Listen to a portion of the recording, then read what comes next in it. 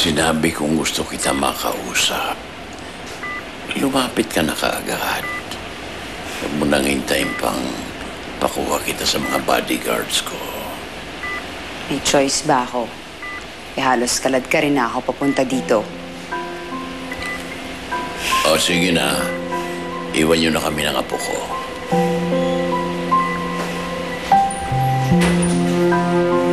Bernadette, alam kong masama ang loob mo sa akin.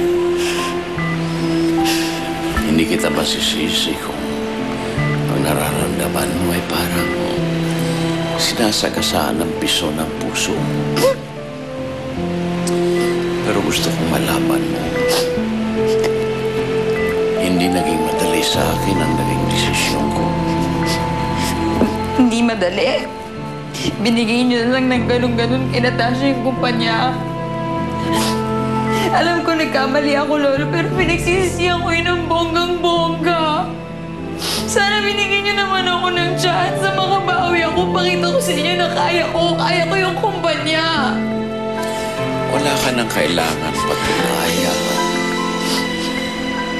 You've proven yourself to me long time ago. Para sabihin ko sa'yo, hanga ako sa'yo. In spite of your limited education, you were able to deliver. But I had to weigh in things. And Natasha was my safest choice. But it doesn't mean that I love you less. Pare-pareho ang pagmamahal ko sa inyong tatlong mga apo ko. Tandaan mo yan, Bernadette.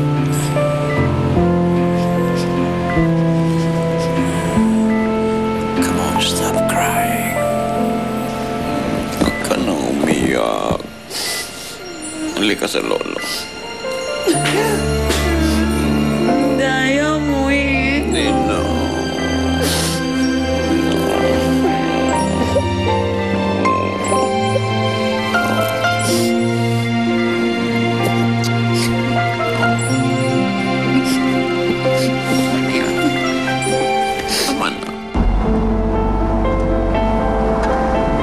Ladies and gentlemen, Mr. and Mrs. Arturo San Jose III.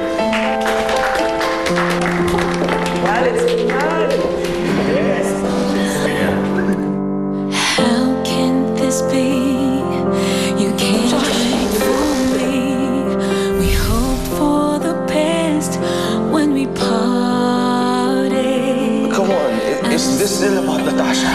Kinasal na siya kay Third. Iyong-iyo na ako, wala ka nang kaagaw. Kahit kailan hindi kita inagaw kay Natasha, sinalo lang kita. Paalam, Josh. This pain of my chest, thought of love would last.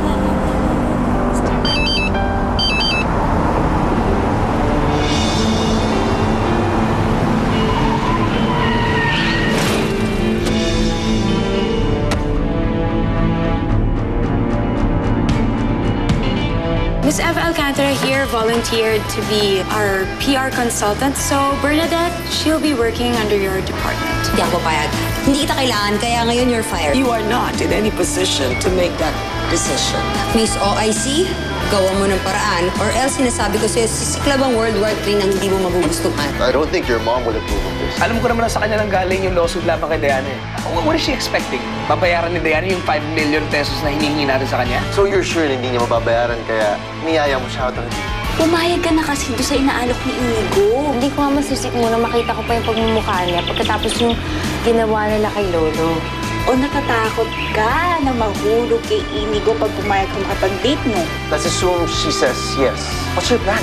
Make her fall in love with you? All I know is I'm gonna do everything and anything to make this right.